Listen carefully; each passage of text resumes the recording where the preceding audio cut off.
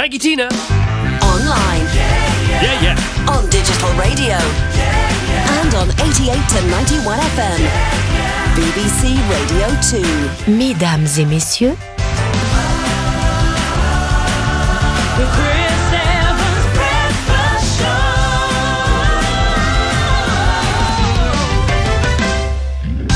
6:32, but more importantly, it's Friday. It's the most wonderful time. Yes, the most wonderful time. Oh, the most wonderful time. This is London. Of the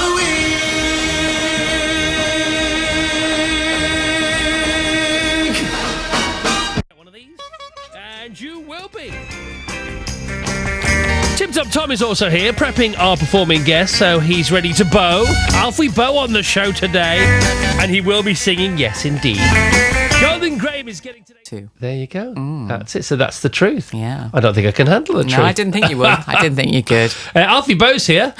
We love Alfie Boe. And he'll be warming up already because he has to warm that voice up of his. Yeah. He's going to be singing acapella on the programme. That's very exciting. Is he? Yes, he is. No, Fantastic. he does it all the time. You can't stop the guy. Now, I'd never met Alfie Boe before. To be honest, I hadn't really heard of him. Well, actually, that's not true. I wasn't aware of what he did for a living. I thought he was an X Factor contestant because he sounds like one. Alfie Boe sounds like, I don't know, somebody who might get to the semi-finals of the X Factor. Of course, I'm completely wrong. Completely. You didn't see him on the top of the palace then? No. Because he was singing on top of the palace. Didn't see any of that, I'm afraid. Okay. But I did meet him at Saturday Kitchen. And then he's coming in today. And tomorrow we're working together. So, Brilliant. you know, you wait for one Alfie Boe, you get three on the bounce there. Yeah. So I can't wait to meet Alfie Boe. It's going to be good. We're going to chat to him about his new book, etc. That's going to be fantastic. And this morning I woke up with some sort of 70s disco floor fillers in my head. That's why you're wearing the flares. Oh, no. You said you wouldn't. The sequins are working for you. Come on then, Miss Loincloth. Today's show, here by the way, the Radio 2 Breakfast Show is dedicated to anyone who's already booked up to see Les Miserables this weekend. What a cinematic treat you're in for. Rest assured, today's show is entitled Stock Up on Your Tissues, Britain, because Les Mis is in town and there won't be a dry eye in the house. If you've never cried before, I guarantee you'll be crying if you go see Hugh Jackman, Anne Hathaway and her pals in this pièce de résistance. And Alfie Boe, who has a lot to do with that show, is here live in a mo after your breaking news. And another tune. All right, dear Chris and Team R, breaking news is that Millie and her pals are off to the entrance exams this morning. Arlene. All right, our Friday guest this morning is the velvety voice singing superstar who was talent spotted whilst polishing cars in Blackpool. He's since gone on to star in smash hit operas, one after the other, around the world. We're talking about Alfie Boe. Good morning, Alfie. Good morning, Chris. How you doing, man? Very well. So, I meet you once at Christmas. We meet again today. We've never met before, and we're working together tomorrow. I know, man. There you go. Can't get away from me now. We're meant to be, Alfie. And I read your book last night. Right. Okay. Yeah, your book's here. Alfie, My Story. I had no idea it was also close, your career, to tumbling down very recently. Yeah. It was a few years ago. I was in a situation where work was drying up a little bit, and I was away from the family a lot, travelling, and I was spending time in England. My family were in America, and it was just getting harder and harder tearing myself away from them. So I just thought, maybe I should look for another direction, and that was it. That was what I did. But then the offer of Les Miserables turned up and turned everything around, changed my life. And this was in 2010? Yeah, something like that. I had no idea. Actually, but bit further before that, I think, 2009. Had you contemplated what you might do instead then? There was a number of options, number of things. I wanted to develop my interest in personal training, working out a lot. Obviously, you can see by my physique that I work out quite a lot. Oh, you're a gorgeous human being. There you go. But I was also into, for a hobby, I also like to cook, and I wanted to try and develop that as well. And so I'm obviously not as good a cook as you, Chris. Oh, thanks very much. Doing Saturday Kitchen with you. You lie very well too. It tasted very nice what you did when it was. He's still lying. Look at his 5-star lying here on the radio. It's brilliant. But then so there's a few different things, the training, the chef work, and then but I knew that I wouldn't have been happy. I just thought that the singing's gonna. You thought you might have to. Yeah. It was becoming not worth it. Yeah, and then I thought I'd missed the singing too much. Well, Les Miserables, of course, been around for centuries as a story. Yeah. 25 years as a musical. So, but it wasn't just any performance of Les Miserables you were invited to take part in. Tell us about that. It was I was phoned up by Cameron Mackintosh and asked if I'd be interested in playing the role of Jean Valjean in the 25th anniversary, which was a live concert performance at the O2 Arena. And I jumped at the chance because it was great music, it's a fantastic story and a wonderful role to play. And I loved every single minute. And I knew from the minute they offered me the job that the song Bring Him Home would be the turning point for me. I knew that was the song that would count. And because it was so important in your life, probably more important than any other song you'd ever sang, Yeah. were the nerves heightened, or were you confident that you could carry it off? The nerves were there leading up to the event, and then when I actually was on stage and it came to the moment to do it, there was an element of nervousness and adrenaline running and pumping, but I was locked into a frame of mind that I was really soaked into this character by then, and I was playing this role that was just outstanding, and I let the words and I let the song speak for itself. I didn't sort of focus too much on it. It was weird. You didn't get in the way? I didn't get in the way, no, I didn't get in the way. The character came through and performed the song. What does it feel like to be in that particular moment?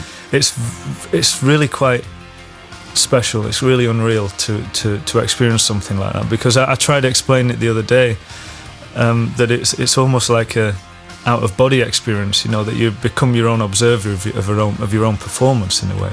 Even though you're in control of what you're doing, you become a viewer of what you're producing, and it's quite interesting to do that, and to get into that frame of mind and that state, really. And when you finish the song, Yeah. can you remember the few seconds just before, as the song ended, and after? After it finished, I was still in the moment. It took me a while to break out of that mood and out of that feeling. And what was the reaction like? well, I couldn't hear the reaction at first, and I couldn't see what was going on because I was so focused on the song and what I'd produced and what I'd done, that it was like somebody was turning up a volume switch, and they turned it up, and the crowd got louder, and it was weird. It was. How long did it go on for, the ovation? Probably about 2 minutes or so. No Yeah. way! Unbelievable! And everyone on the feet and things. It was, and I actually had to break out of character to give him a little kiss and say thank you. Well, and that good was for it. you. It was amazing. And in event. that 4 minutes, your whole career turned around. Yeah. Oh my God! Hairs on the back of my neck again. Second time today. Cilla Black did it with Alfie at 20-7. You've just done it again now with this story. Right, 8:21. I'm gonna have to pause here. Let alone you. You've chosen Bob Dylan, All Along the Watchtower. We'll play that for Alfie Boe now. So, what happened next? Well, from that I got interest from a record company, Decca Records, and then I released an album pretty quickly. I recorded it in a week. No, actually, no, I didn't. I recorded a whole album in I think 9 hours. Oh. And then it was released and hit the charts. The Bring Him Home album. Okay, so apart from obviously your private life, that was the biggest moment of your life. Yeah, it really was. Yeah. And a few months before, you thought you were all washed up. I did. Oh my goodness! And I just asked you. You've got to be honest here. I've just asked you during that record, because we continued talking about, has anything come close since? And you said no, not really. Not to put anything else down, but that was a very special moment. It's true though, isn't it? Yeah. It was your gold medal in front of your home crowd, wasn't Yeah, it? pretty much. So what can we do to help? Buy the records. Buy the records. That's it. Yeah.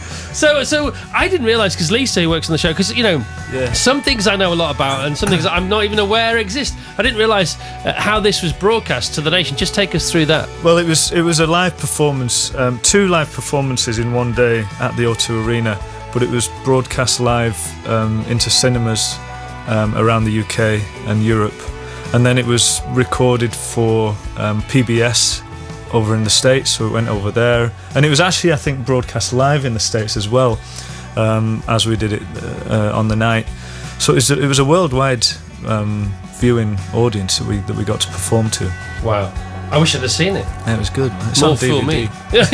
I'd like to have gone and seen it at the cinema. That must have been some moment. I bet they were cheering in the cinemas. Of course they were. Have you talked to anybody else that went to see it in the cinema? I did. Well, a lot of my family went to see it at the cinema. They couldn't get down to London, and they said that people were on the feet even in the theatres. Oh no! Oh god! I once had tickets to go and see Queen at the Liverpool Empire. Yeah. And I didn't go because I'm stupid. Man. And I once had tickets to go and see Tottenham playing a semi-final when Paul Gascoigne scored the greatest free kick of all time. Didn't go and see that. Didn't go and see that either. I'm having the same feeling about you. This performance. And I'll play another song, then we'll talk more to Alfie Boe, Rolling Stones, Honky Tonk Woman, another one of Alfie's choices. If you don't cry during Les Mis, and by the way, it's a good cry, isn't it? It's one of those liberating cries. It's a healthy cry. Then you don't have a heart. In fact, you probably don't even have a heartbeat. Talking to Alfie Boe now. You chose that song, Python Ejects, and what was the year for that 70s smasher? Oh my goodness, 77? 72! Oh, damn. Sorry about that. You can sing. Sorry, but there you go. I don't know. Now, your choice of music this morning has been exemplary. Rock and Thank roll. You auditioned for many rock and roll bands yourself, didn't you? I did, yeah. I used to. I started off as a drummer, and I used to love being in blues bands and rock bands and things like that. And I grew up listening to a lot of this stuff because I've got older brothers and sisters and things, and so they were into quite a wide range of music, and that was really why I have an interest in that. When did you first open your gob and realise you could actually do what you do for a living now? I was probably about 14 when I knew I could make a sound. I didn't know if it was any good or not, but I could make some sort of loud sound. And then at the age of 20 years old, I knew that this was the direction I wanted to go and that I could make a living at singing. When I left the car factory to come down to London and audition for an opera company. And that was really the turnaround for me. I know it's been said before, but a lot of people may not know who you are still. And just tell them that story about how you were spotted whilst working in a garage. Well, I used to work for TVR, car factory in Blackpool, working as a body mechanic. And so the end of the line job was the finisher, so it was basically polishing and checking out the car was pristine for the customer. And I used to listen along to the radio all the time and sing along to it, and whatever was on, I'd just make a tune, you know. And one day I was singing along to, I forget what it was, but a customer overheard me and said, you've got a good voice. You should try and have a go at doing this for a living. And I said, yeah, how do you do that? And he said, well, there's a company in London that are auditioning for people for the next tour. Why don't you go down and try out? So I took the day off work, came down to London and sang to them. And then a week later, I got a phone call offering me a job to go on a UK tour in the chorus of a professional opera company, and I packed in my work, I handed in my notice, and that was it. Here's the thing, here's what I want to ask you about that. When you realised you had the offer that was the beginning of the rest of your life, thank heaven also for the rest of us and music itself, were you then nervous about handing your notice in? Yeah, I was, man. So were you like, so how did you do it then? It was difficult because my foreman was a real taskmaster. He was a monster, he really was, and he just basically said, look, Alf, he said, why are you leaving? Why are you going off to be a singer? You're a nutcase. You're an idiot. He said, what? You're on 60 quid a week here, you know. TVR, by the way. TVR, no, yeah. And I said, I just want to sing, Mike. I just want to sing. Well, you're not. You'll be back knocking on my door. But good luck anyway. When was the last time you talked to Mike? When I did a documentary back in Blackpool about my career. Has that been on? We went back to the TVR factory. And he still wasn't. He's still the same. He said, "So you're still doing all this singing lark then?" And I said, "I am, mate." Haven't you heard? All right. Now you have a new album out. It's Alfie Boe, Storyteller. Yeah. How did you choose the songs for this? Well, these were a number of songs that I sort of had on my list for a while that sort of inspired me. The stories sort of inspire me, and really deep and meaningful lyrics. And basically, I sat down with my management and record company and we just compiled a list of the greatest songs that we thought were out there that told good stories, and the majority of those are mine. Okay, well, we're going to play Wayfarer Stranger Thank you. now. And you say it's got a great end. It has, yes. So Get ready for the end. And we're going to play this in preparation for your version of Bring It Home, and it's the live version from that performance at the O2. Oh, right, okay. That's great. So get ready for Bring It Home, because you'll need to get ready for Bring It Home. And to do that, a bit of Alfie from his new album, Wayfaring Stranger, and this album is called Storyteller, as I say. Here we go, Alfie Boe on Radio 2. What are they called? Those baobs? Just, I don't know, backing singers. No, not the backing singers. But what's that? What are they singing? Bahoop or? Wow. Wow. I think wow. Wow. Yeah, wow. That's Take on the World music. This whole album is Take on the World music. It is, man. Yeah. No matter how down you're feeling, get in your car on your own. It's got to be on your own, especially if you're a bloke. Turn and go, I can do anything today. That's the one. That's the one. Well, you did anything. You turned your career around, not once but twice, and you were way up there, and you were doing really well. And then things weren't going so well, spending far too longer time away from your family, almost killing yourself, literally killing yourself in the name of entertainment. Yeah. Before we play your version of Bring It Home live from that moment at the O2, tell us about this ridiculous thing that happened in a chlorine tank. Oh my word! Yeah, this was actually that was I think it was after Les Mis had happened.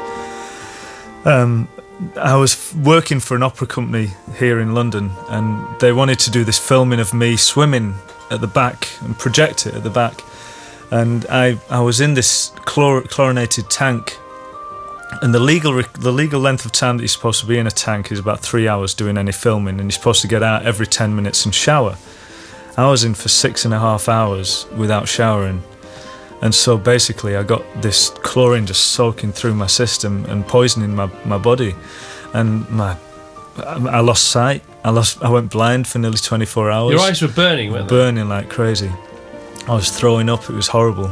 Worst feeling I've ever had. But you could have died because you're about to get on a flight. Yeah. Because I'd been on air cylinders as well, underwater. The divers were bringing me air. If I'd gone on a flight, there could have been bubbles in my bloodstream that could have blown up and I could have died, yeah. And you only didn't get on the plane because somebody saw you looking so terribly ill. Otherwise, you would have got on that plane. I would have got on the plane, and then somebody said, no, if you've been using compressed air, you shouldn't be flying.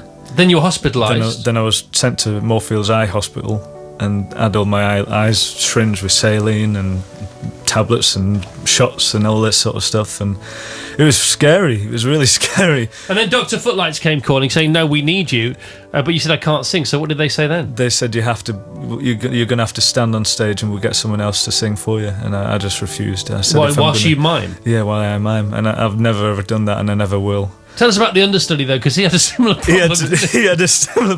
Well, he went on stage and I think he had a vocal problem. He couldn't, because he'd not worked through the rehearsals. He couldn't really hadn't got the stamina to get through the whole thing. No, so he'd not built up the stamina to do it.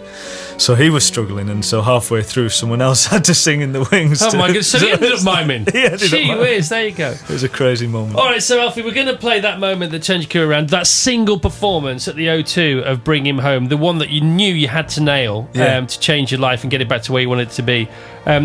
Just before we play, and the whole country's got to get ready for this. Just take us through the moments when you heard the opening notes to this song, where you were on the stage, exactly what situation you're in. Well, they'd just finished singing Empty Chairs, Drink With Me, and the notes for Bring Him Home started, and I was on my knees at the back of the stage behind a little flat. I just said a little gentle prayer, and then I said to my dad, I always used to say this to my dad, I always used to say, Dad, give us a hand.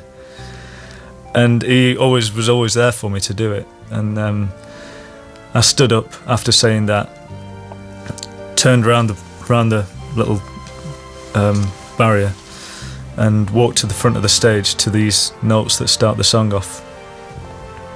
Well, I've gone. Obviously, I've gone. I've definitely gone. He just goes every time. Vassos never goes. We can't get him to go over. What makes you go, Vas? I never go. Oh, that was brilliant. That applause went on for 2 minutes. And that was it, wasn't it? That was it. And you had to carry on with the rest of the show. Yeah. Was the rest of the show... Did you feel like sort of partying through the rest of the show? Doing the conga for the rest of the musical. It was great. I came off stage after the barricade scene, and Matt Lucas was at the bottom of the steps. And he came running up to me and he threw his arms around me and he went, and this is how oblivious I was to what had happened. He said, "Alfie, tonight a star was born." And I went, "Who?" Oh, love him. Oh my God! So tell us about the celebrations afterwards. Oh, it was good. We had a party, but a huge party, huge. Great food, great drinks all over the place. Didn't get to take part in it at all because I was having photographs and interviews upstairs. Always the way. That's show business, kids. It's not what you think. It really isn't. You had to work the next day as well, did you? I had to start rehearsals at the Royal Opera House for a production of Romeo and Juliet the following day. Yeah, oh my God! Wow. And so the movie's released today. By the way, we haven't mentioned that really, but the movie's released today, and please go and see that. I've not been to see the stage show yet. Alfie said he can get me in. There you go. Yeah, I can get you to. Vassos, will you come with that to me, please? Yes. Can we have a date day? Let's do it. It'll definitely get you, man. Will I cry? Definitely get you. You will cry. Why do you never go? I don't know. I'd like to go. I want to go. I try and make myself go and I can't. Les Mis will do it. When was the last time you shed a tear? I don't know. Genuinely decades. Well, I was 5 minutes ago, before that 10 minutes ago. That's about it. All right, today's top 10 news it's going to be... Alfie, you are today's top 10 news subject, so Alfie Boe's please tenuous links to the fame of Alfie Boe. Okay, the more desperate the claims, the better. That's the game. On the text 88291. And your sport now, please, Fast. And you know, it's Grand Slam tennis time already. Online, on digital radio, and on 88 to 91 FM. BBC Radio 2. Happy Friday, everyone. The Chris Evans Breakfast Show. Good morning, Britain. Welcome to another day here on planet Earth. 4 minutes past 9, Gobsmacker time now with Alfie Boe. He says...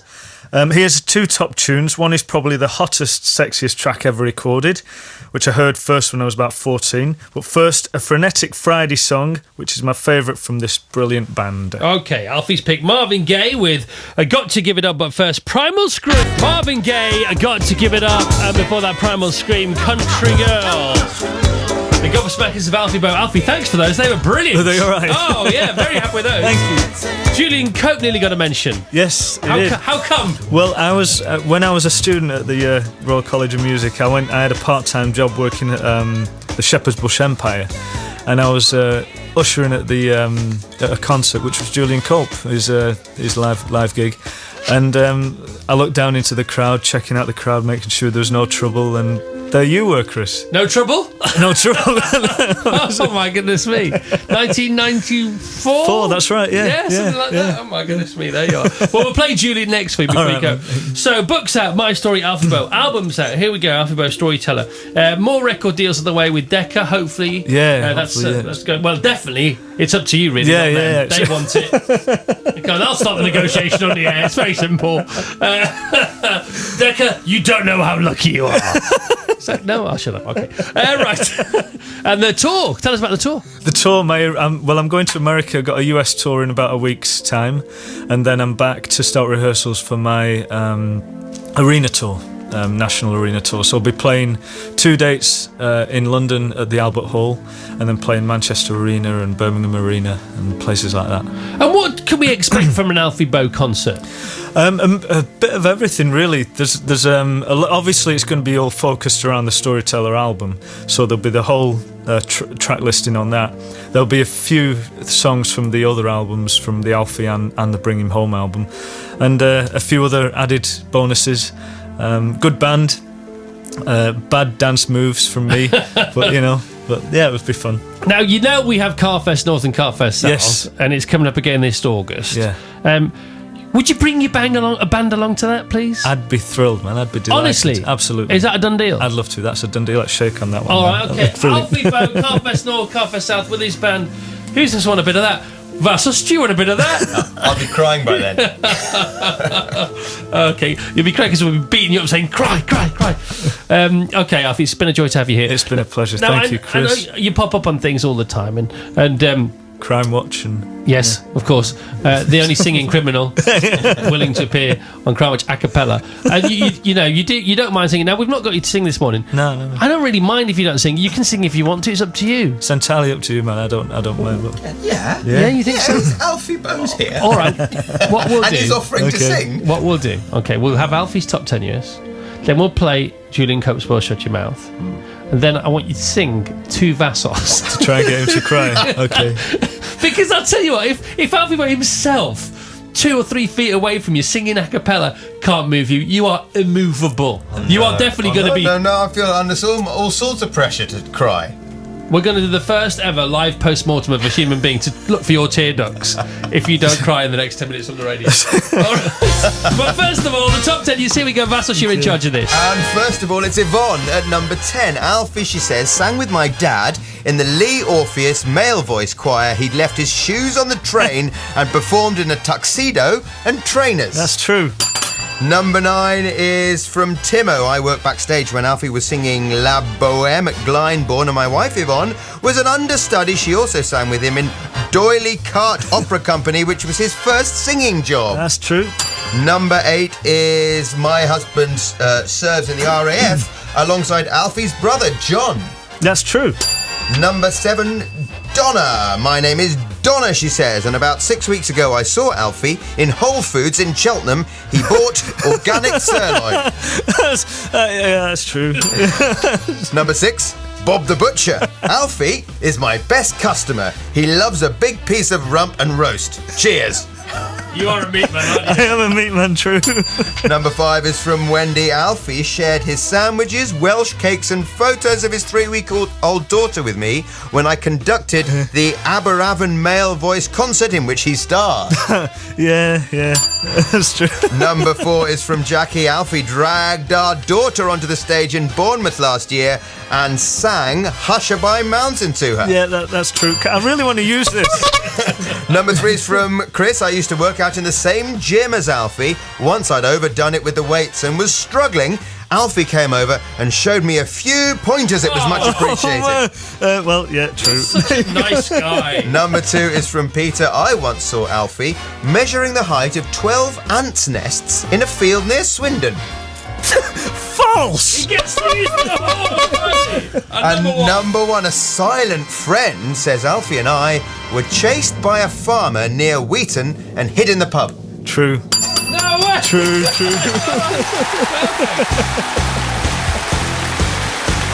Julian Cope, and next, Alfie Boe sings to Vassos Alexander. Just explain what's going on now, please. Alfie Boe is about to sing. To you. To me. Which is a huge treat. And the only reason I'm not looking forward to it is that you're going to try and make me cry and make out that I'm inhuman because I can't. I think I'm just going to try and make you feel something above your waist, baby. No, I do above your feel stomach, above my you know. waist. I mean, I know I get stuff right in the pit of my stomach, and I have emotions. Honestly, It's usually a sick feeling. That no, it's a good kind of like gilding the emotion. And I've just realised something yeah, here. You run every day, don't you? Yeah. How far do you run every day, approximately? Well, I don't know, maybe 50 miles a week. 50 miles a week. You're also cycling to work and back from work every day. How far's that? It's 7 miles from home to work. This is all because you don't cry. Do you if reckon? you started to cry, you'd be the fattest man in the world. You'd stop all kinds of fitness.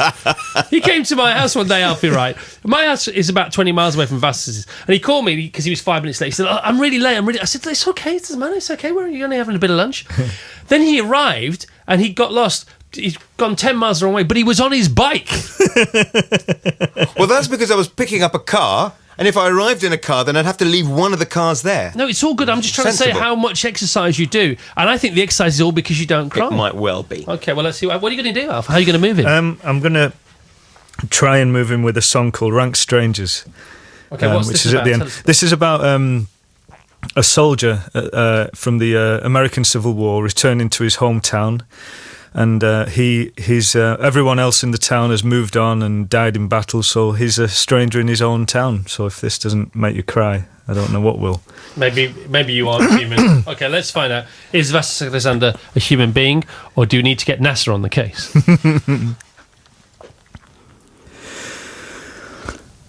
I wandered again to my home in the mountains, where youth's early dawn I was happy and free. I looked for my friends, but I never could find them.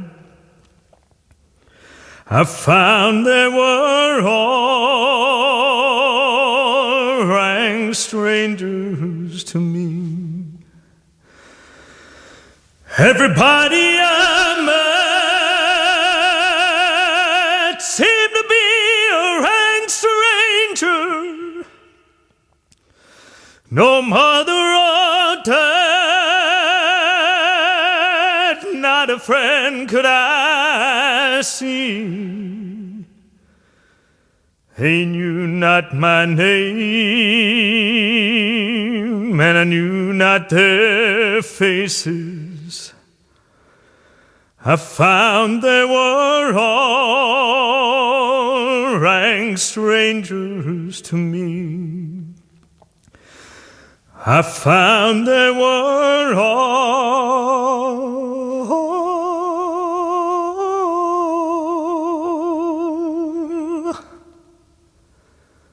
rank strangers to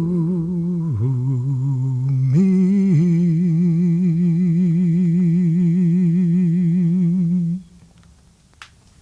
Anything, Vas? Oh my goodness. Any tears? Not a tear, but that was just one of them. Still not a tear! Highlights. Pal, you tried.